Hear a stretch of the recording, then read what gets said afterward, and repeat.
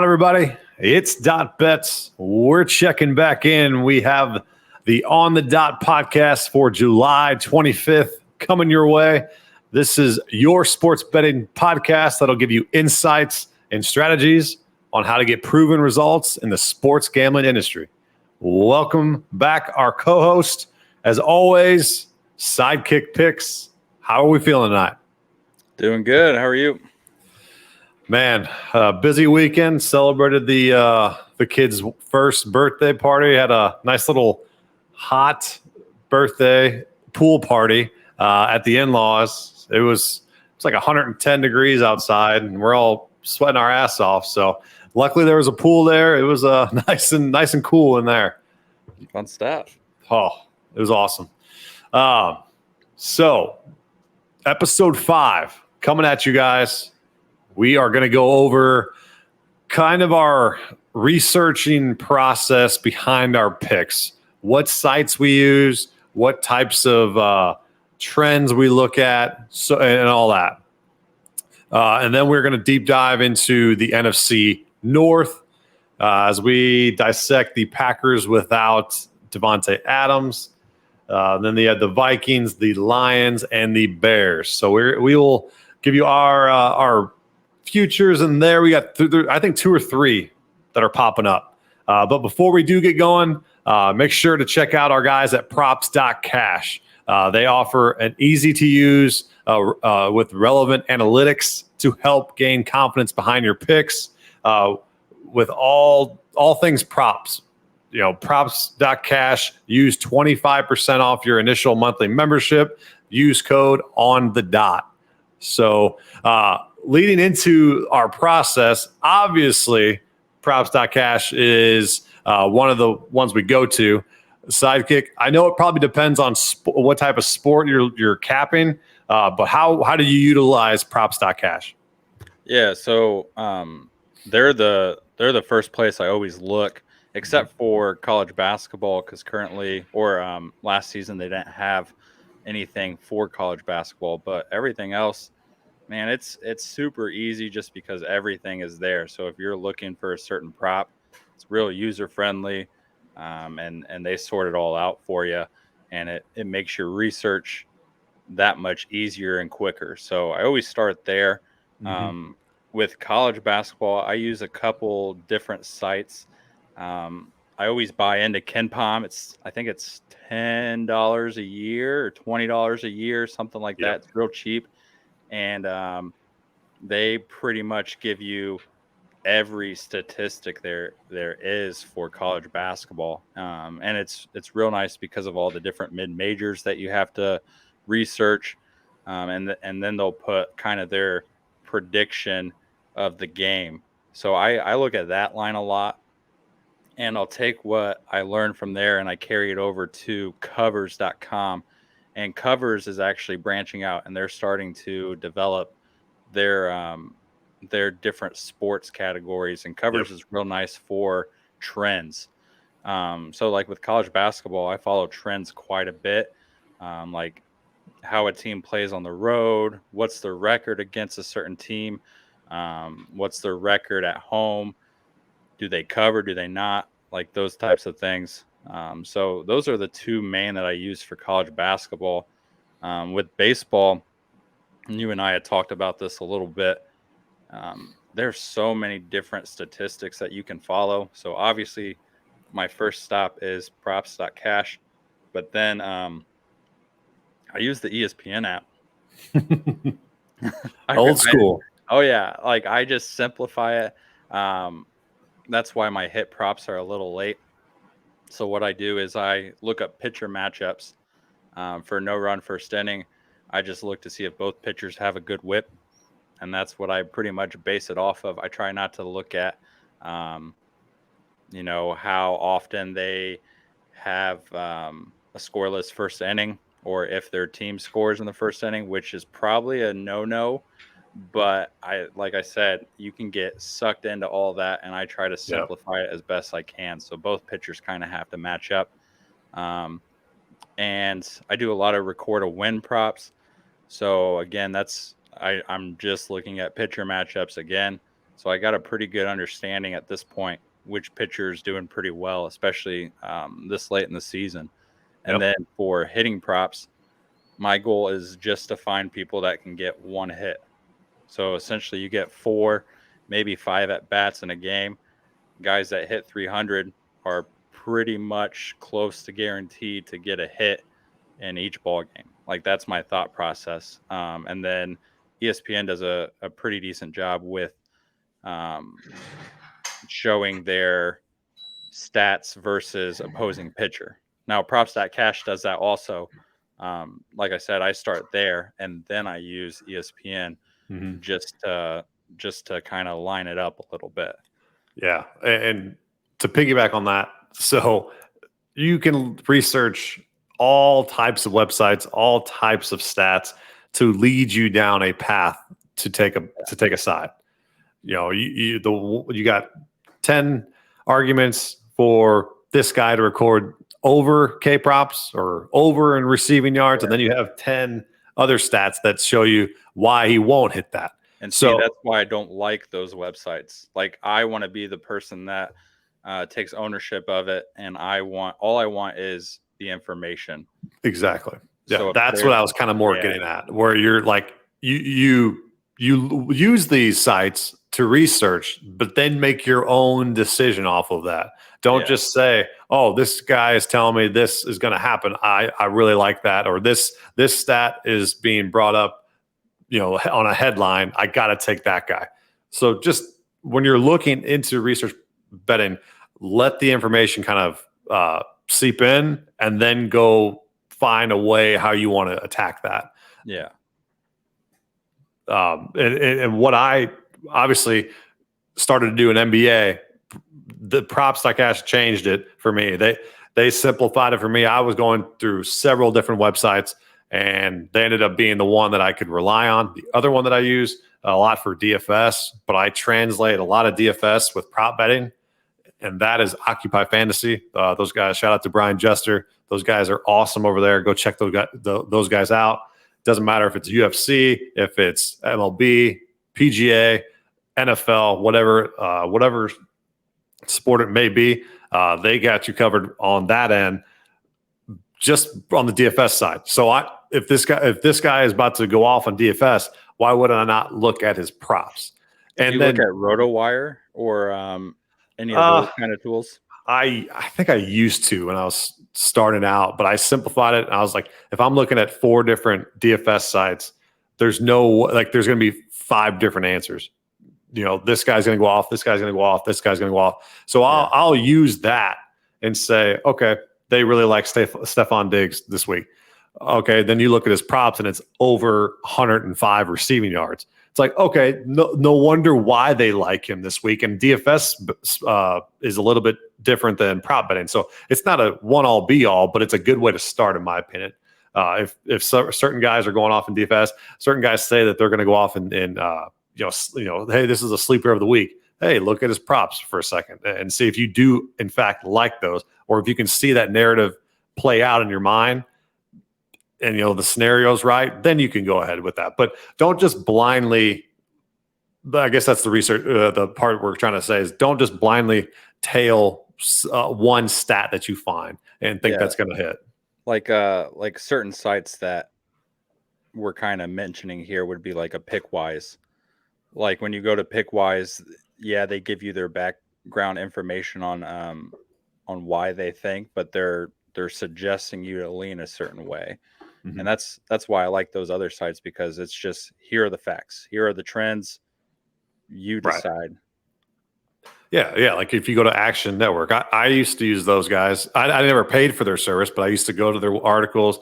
But then you figure out it's all manipulated, obviously, to back their side or that guy's article to, and so then you have to say, okay, you look back and you're like, okay, does that make sense? Or do I want to tail that? Or, hey, is this guy just cherry picking stats to make sure his article looks good? So that's where it just gets tricky when you're doing all these research.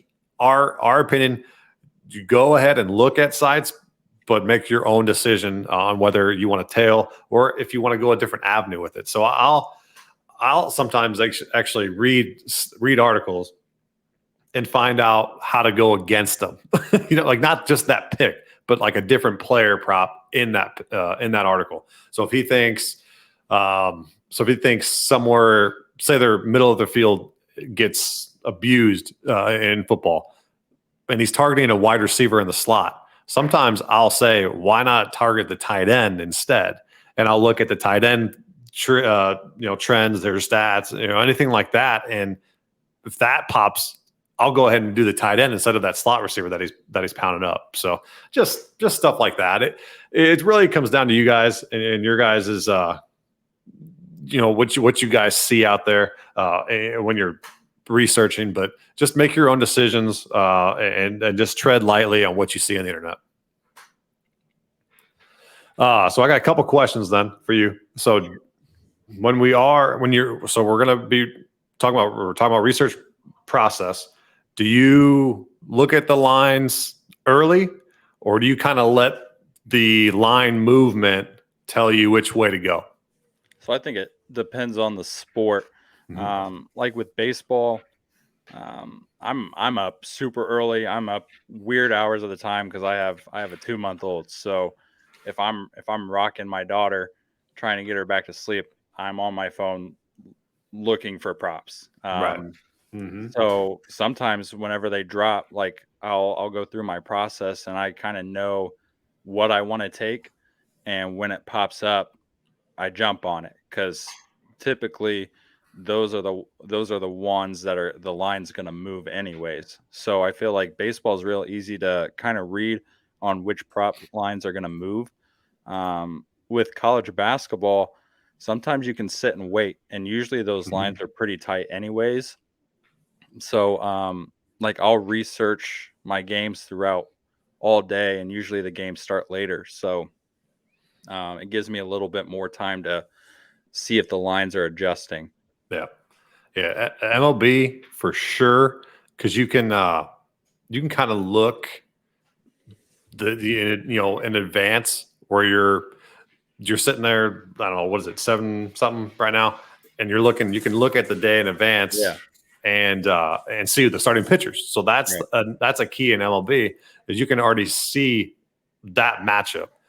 So to an extent, I do, but in MLB, I kind of like to wait as long as possible because you don't know who's in the lineup the following day. That's my biggest concern with MLB is, I know the starting pitcher, but sometimes I don't know that starting lineup, who's going to sit, who's going to do what. And that's the same thing with NBA, because NBA was a nightmare.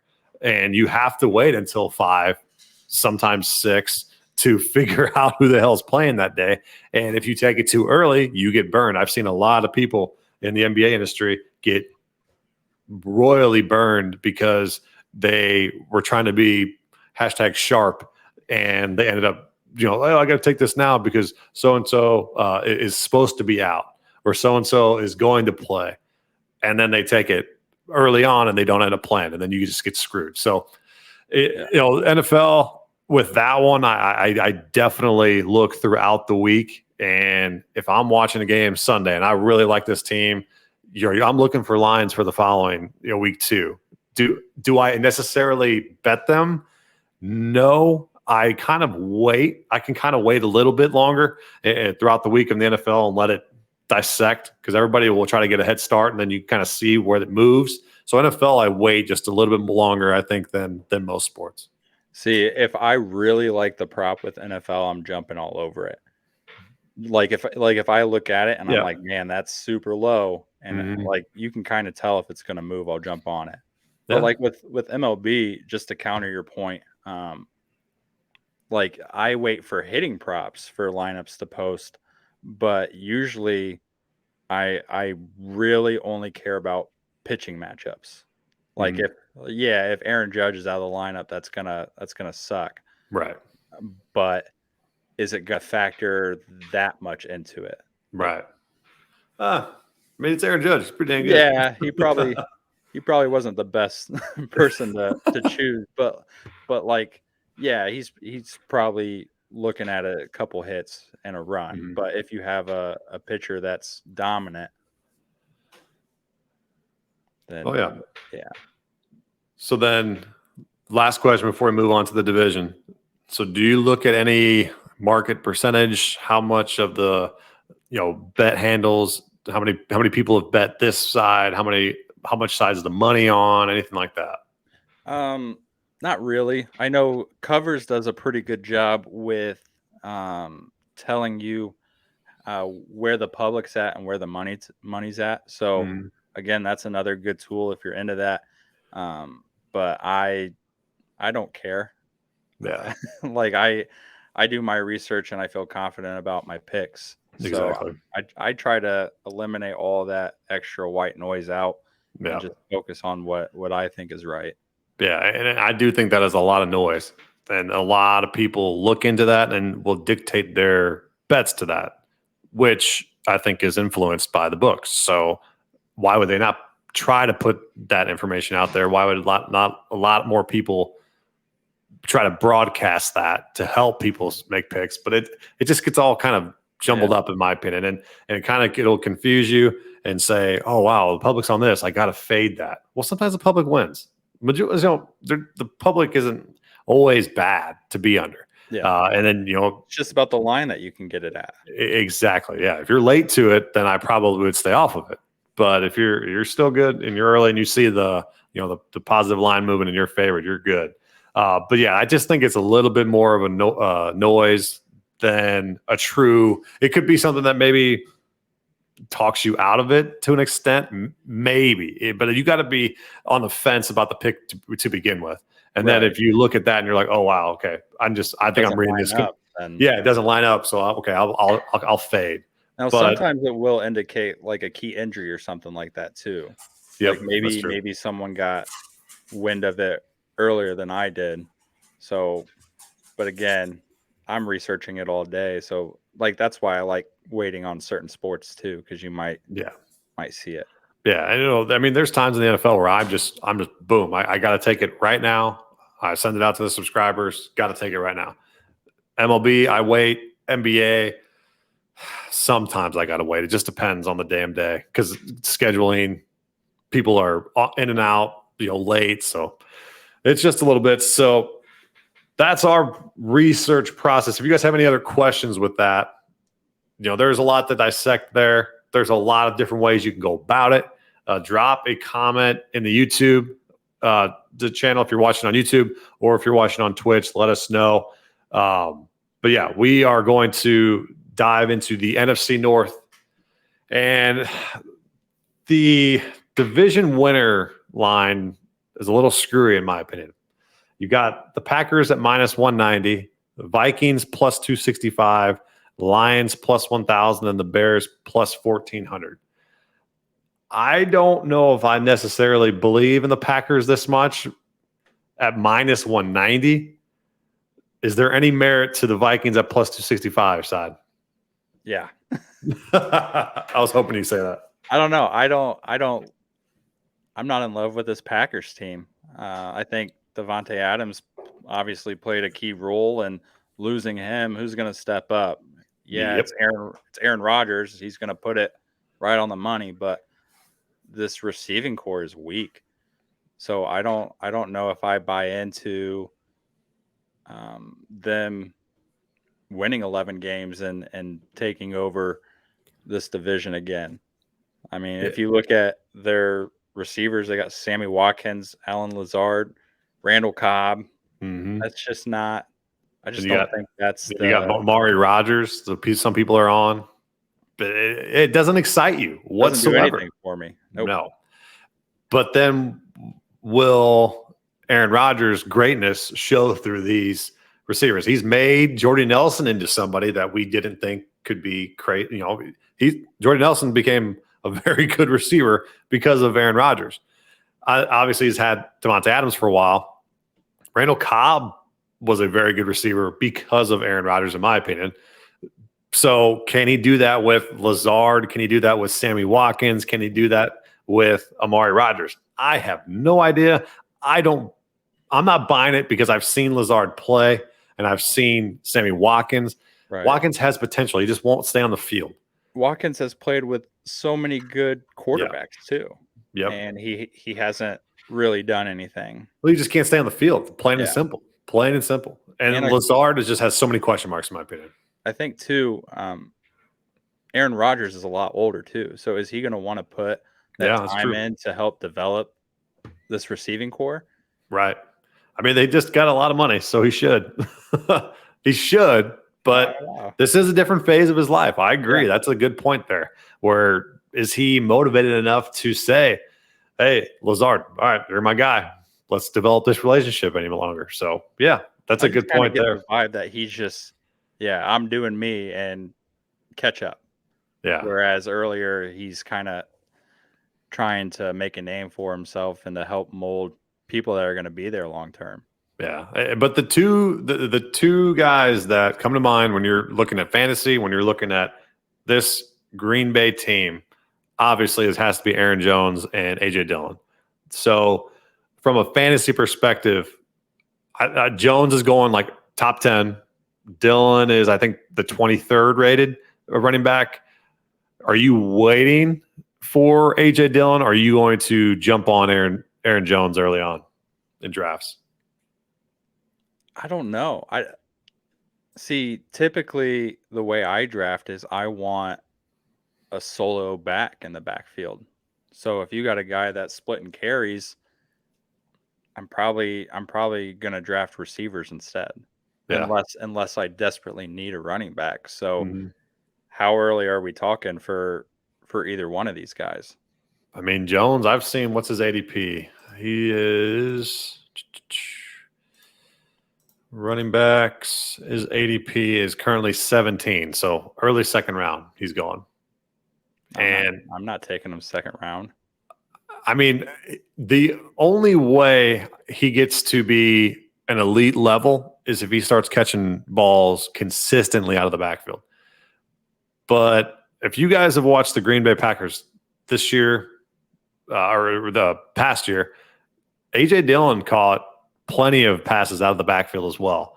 And I will take a couple rounds later with AJ Dillon, I think, then go with Aaron Jones. I'm not saying Aaron Jones is a bad pick early on, but I think this coaching staff, this team, if Aaron Jones were to ever go down, they would say, AJ Dillon, this is your backfield. This is you. This is your time to shine. Go ahead and go for it. So I'm personally probably going to get off of Aaron Jones and wait for AJ Dillon. Yeah, if you look at projections too, they're pretty evenly split. Mm-hmm. So to me, that's not a second round pick. I don't Right. want a guy that's splitting touches. It sounds a lot like Tony Pollard and Zeke. Yeah. Right now. Yeah, and it's just a mess. A lot of people are off of Zeke because of it. So why would you not be? The only reason why, I mean, that's actually two good points there because both are losing receivers. The Cowboys lost Cooper. Then you have the Packers losing Adams. So does Pollard go more in the receiving? Does Jones go more in the receiving? And you get Dillon and Zeke more in the run game. It's a very interesting dynamic with these two backs. Definitely rosterable. I mean, if you're playing, you got to even have AJ Dillon as your RB2, a strong flex in that opinion. But we'll see how it goes. The one prop that I do like with Dillon is his over 5.5 rush touchdowns. So, but I'm going to go ahead and bet that actually after this podcast. I'm literally going to do it. We looked at it beforehand. We both kind of came to a consensus on it and talked ourselves into it. There's no reason for him not to get 6 touchdowns this year on the ground. They don't have the goal line receiver in Adams anymore. They're going to have to find different ways to score at the goal line. And with these odds, if they think they're going to win over 11 games, should be ahead in most. Dillon pounds them at the goal line. I like that a lot. Yeah. All right. So from the Packers. So I'm not necessarily off the Packers to win the division. I just think there's incredible value here at the Vikings at plus 265. And it's going to take a huge step forward by Kirk Cousins to not blow games, especially in their division, especially on the road. He's going to have to be a lot better there. They are currently, the win total is over 9. It's at minus 115 on DraftKings. They're minus 110 to make the playoffs. Their division wins is 3.5, and they have the middle of the pack strength of schedule for this team, with a whole new coaching staff, whole new leadership. I think a whole new GM, everything as well. So I'm very, very optimistic on this Vikings team. If you listened to any OTA articles, you got a lot of optimism, and they really like this offense. Justin Jefferson loves it. Thielen's talking a lot about it. Cook's talking a lot about it. Especially Cousins. It's just going to be a more faster pace. Won't be so obvious to read. So I'm excited to watch this Vikings team. I like the over 9 here, especially if you don't want to take their division at plus 265. I would lean their over 9 wins here. What do you think about the Vikings? Yeah, I'm with you on that. I think that if they get over 9, the Packers are going under 11. So, both of those are pretty good bets. Also, this is a more well-rounded team. Last year, Thielen didn't play a full year. Cook was in and out. If we get Thielen in there healthy, if Cook's there, even if Cook's not there, Madison's a good secondary option. Correct. I just like the talent on this team way more than I like the talent in Packers. The only downside is Kirk Cousins. So but he's not the worst. He can definitely go out and win games. It's just whether or not he can win the big one, which I don't think he can, but I think he can get this team in a place that competes for the AFC North. Yeah, and they brought in a couple veterans. NFC North, sorry. Yeah, they brought in a couple veterans on the defensive side as well. I just think this is a different team. I'm hoping that they take over for the Packers here and get off to a good start. So I'm not going to take their division at plus 265. I just think there's a lot of value there. I'm going to side with the over 9 wins, and you can even go a little bit further and go over 3.5 division wins. So that's a little bit more risky, because then you're talking about beating the Packers, or they have to sweep, Lions and Bears. It's just tough. So I'm going to go, especially in that division. Yeah, the home field, the different spots. It's very, very tough. So I'm going to lean the Vikings over 9, but a very, very interesting skill sets of players for their offensive side. We haven't even talked about Irv Smith. He's a very, very good tight end that'll lean on them to move the chains. Good tight end to roster in fantasy as well. One bet I did see on DraftKings was the top 2 in the division, so they can finish top 2. It didn't matter which way, and it was Packers Vikings. It's minus 165. It's a lot, but I think it's pretty inevitable in this one. And it's a little bit juicy, but if you ride it out for the whole season, I can't see how this does not this does not hit with the Lions and the Bears, as we'll dive into. I don't think they're going to compete with these two teams. So you got to yep. Yeah, I got a couple props that I like with this team. The first one is Adam Thielen over 750.5 receiving yards. If you look at his stats from previous seasons, well, last year, for example, trying to pull it up here. He had 726, and he only played in 13 games. Now, this guy's been a 900-plus receiving talent here that I think we're getting a really, really low number. So I really like him over. And the other one was Dalvin Cook. You remember the line? 9.5? 9.5. Yep. 9.5 over 9.5 rushing yards at plus 100. Yeah, I mean, if he stays, I mean, all we're doing is betting on him being healthy. Yeah. Plain and simple. If he He's gonna stays get the healthy, he's going to touches. get it. He's going to get the touches. And there are times like this is a guy that there have been several games where I have taken him to score twice, and he's going to do it. So he can 16 games to score 10. I'm banking on him to pretty much average 1 a game. Right. But that is another thing you have to worry about when they're betting the Vikings. Thielen's health, Dalvin's health. Yeah. You know, these guys have been known to get injuries. So it is a little bit more risky, but I think this is the year for the Vikings. I'll be on them. I'll be a little bit more optimistic with them as the season goes on.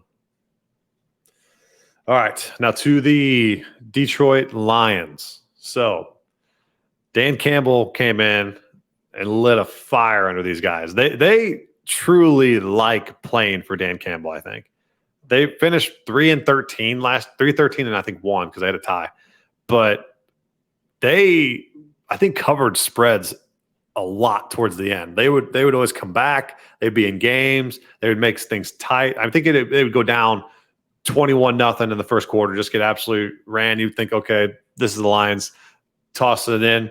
Then they would come back and it would be a 28-24 game at the end. And we're like, whoa, where the hell did that come from? And you see Dan Campbell sweating on the sidelines, crying after in the press conferences after the game. I mean, this is a Lions team that I think can surprise a little bit more people this year. Over 6.5 win total and the 5th easiest schedule. What do you think about the Lions side? I think they improve. They brought in some really good talent on this offensive side. They drafted Jameson Williams from Alabama, who I think will definitely have an impact. They brought in DJ Chark, who had a down year last year because of injuries, but this is a big, fast guy, and I really, really like him. I don't know if I like him as much with Detroit fantasy-wise, but I think he definitely improves this offense. Their running back's really good, and Swift, and then they have a really good tight end in TJ Hawkinson. So I do think they've improved skill-wise. It just kind of falls on Jared Goff's shoulders, and that's kind of been his issue his entire career is can he get it done? Right. Yeah, and we Jared Goff is their quarterback still. So that's my biggest concern with this entire team.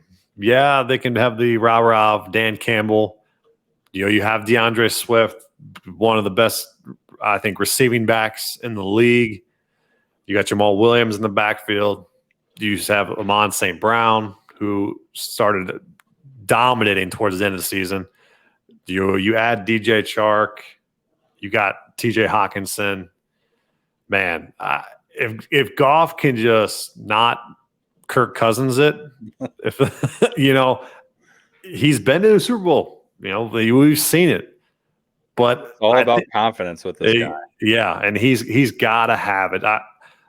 I'm not going to actually take a bet here of the Lions, but I would lean the over 6.5. But I like that. Especially I'm more optimistic. Schedule. Yeah, easy fifth overall. I mean, I'm not touching them to make the playoffs. I'm not touching them in the division, obviously. But man, can they shock some people and upset some guys? I think that's what the NFL would love this year if the Lions were halfway decent. So, but 7 wins is a lot for this team. It is. It's a lot. Now there is one prop I was looking at, and that's Hawkinson's receiving yards. And right now it's at 700.5, and I like the under for that. If you look at his 3 years in the league, he's only gone over one time, and that was, I believe, with Stafford as the quarterback, and he hit 723. Now last year he had 583, and that was he only played 12 games. Yeah, but you bring in a couple more offensive weapons. I'm thinking he loses a couple of targets. So he was hyped up last year. Like if you looked at any fantasy football article, it would be you have to have TJ Hawkinson. You have to have him. You have to have him. He's really good. I just don't trust golf, and that's really where it lies. That and bringing in a couple other skill guys that I think are going to steal some targets from. No, I can see that for sure. A lot has to go right there. So yeah, that's really what the Lions have to offer. Not too much in depth there, but if you're obviously TJ Hawkinson is going to be a tight end you're going to want in fantasy. He's going to be there. He's going to catch touchdowns. Not as high. I think he's the 7th rated tight end. Yeah, 7th rated. ADP at 75. So you can wait on him. He's not one of those elite ones, Kelsey and Andrews, anything like that. But he was like the 3rd or 4th last year. He was up there before Waller, before Kittle. He was up there last year. It was mind-boggling. Yeah, don't do that. Yeah, don't do that. So we'll transition here to the Bears. So I'm not even saying I have a little crush on this guy, but like if you were in my fantasy football league, I love Justin Fields. I don't know why. He just like comes across to me that like someone that should be elite in the NFL. He has everything that the NFL quarterback position desires. He can throw the deep ball. He can throw any type of pass on the run, and then he can scramble and get a first down, scramble for touchdowns, do whatever he wants to do. It's just he was in a horrible situation last year with some of the worst coaching I've ever seen. They literally going on for years there, right? But it was just so obvious with Justin Fields because you had Andy Dalton. You weren't going to do these play actions or anything like that or rollouts, but you get Justin Fields in there, and you just saw the coaching staff not be able to adjust to his level of eliteness, lack of a better word. And I think that changes this year. I'm not all in on Justin Fields, but I'm waiting on some quarterbacks in fantasy football, and Justin Fields is one of those guys that I'm targeting late or later in drafts, and I'm hoping that he has some good fantasy relevance here. Mooney's really his only target. That's the only thing that kind of scares me because Allen Robinson went to the Rams, and then you also have Cole Kmet being the up-and-coming tight end everybody's on. Notre Dame, yep. See, that's really Justin Fields' downside is that he's from Ohio State. That's the only one, right? But you got David Montgomery, you got Khalil Herbert. A lot of people are on the under on this team. A lot of people. I get it. But Justin Fields just excites me from a fantasy standpoint, so I had to put that out on the record that I will have him in fantasy. I will have shares of him in DFS throughout the year. I might even play a naked Justin Fields sometimes, which just means I have him as my quarterback and nobody else rostered from the Bears. So I'm not going to pair him with Mooney or anybody like that. So I might do something like that, like how I used to do with Lamar Jackson. But how do you feel about Mooney? Because you and I had briefly talked about taking his under in receiving yards, which is at 950, which he went over last year, and that's a ton of receiving yards. And I know he's getting super hyped up fantasy wise. Yeah, and I was on Mooney a shit ton last year with DFS, and from a week-to-week basis, like Mooney just was the guy. Do I think he can be that alpha receiver? Absolutely not. I think he's a very, very good wide receiver too in a system. Yeah, and they lose Allen Robinson. Right. That's the only downfall. I just think Justin Fields. That's why I think Kmet is going to go through the roof this year because he needs a big target. He needs someone that he can just rely on. And I know Allen Robinson had a down year, but defenses were scheming against A-Rob. Now they're going to scheme against Mooney. And can Mooney do the same thing next year? I don't think so. So I would just tamper expectations when it comes to Mooney. That's why I like that under bet. For his receiving yards? Yeah. Yeah. That's a good one. I mean, he would have to have a lot of things go right for that 1,000-yard receiving. Yeah. Especially, I'm in love with Justin Fields, but we have seen his flaws with throwing from time to time. And, can an offensive line do it? We'll see. I mean, 900 sounds reasonable, but I don't know about 1,000. I really don't. But with the backfield, so the backfield excites me a little bit because Montgomery and Herbert are two different runners and two dynamic. This is another one that I might wait on Khalil Herbert late in drafts instead of go get Montgomery. I want to see where Montgomery's going right now, but I don't think I think it's somewhat high. So he's 17th. So it's ADP of 34. So you're thinking, third or fourth round, and then you got Khalil Herbert way down there. See, and you might think this is crazy, but I would almost rather have Montgomery on my team than Aaron Jones. And that could you're gonna get him later, and he's gonna carry the bulk of the share. Yeah. And you saw that down the stretch where the guy in our league won. He had Montgomery, and he was carrying the ball 25 plus times down the road. And he catches the ball out of the backfield. Just does the offense go back to that? I don't know if they're going to go a little bit more pass heavy, give Fields a little bit more room. So it is a little bit more of a wild card team here in the Bears.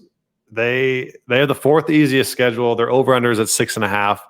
Their under is getting pounded. It's at minus 150. So a lot of people are on the downfall of the Bears. For good measures, I get it. I'm optimistic on Justin Fields. He just has all the makings of what should be a very, very successful elite quarterback in the NFL. Yeah, and they lost their best offensive player and their best defensive player last year. Yeah, or coming into this year with Robinson and Khalil Mack getting dumped to the Chargers. Yeah, that didn't help their defense. That's for sure. So, and in a tough division, I get it. I can see it, but I'm optimistic. I'd probably take if I had to take a side, I'd take the under here with points or with the wins. But then, so talk about exact order to finish off of this division. You can go one of two ways and get plus 400 odds on DraftKings. If you do like the Vikings to win it, all right, that's plus 600. It's Vikings, Packers, Lions, Bears. But if you want to go a little bit more safe, you can go plus 400, Packers, Vikings, Bears, Lions, or Packers, Vikings, Lions, Bears. They're both plus 400. So I'd probably lean towards the secondary one, the Packers, Vikings, Lions, and Bears. I don't know how the way that finishes. So if you've been following, we give out some exact orders every single time. So that'd be the one that I go with at plus 400. Even though I'm really optimistic about this Vikings team, and I think they could potentially win the division. You said they're the same odds? Same odds, yep. I mean, you could throw a unit on both. Yeah, you could and come out ahead. Yeah. Yeah. That's true. Yeah. Nice little plus EV play there. So yeah, go Vikings plus 265 in the winter, and then go the secondary Packers, Vikings, Lions, Bears, and just hope the Bears don't surprise people. So yeah, you can definitely go that route. Yeah. Any other final thoughts, conclusions here on the NFC North? No, I think we covered it all. Only thing I'll add is to make sure that you follow us on Twitter. We just started a new Twitter page. Ask us questions on there. We'll be on there.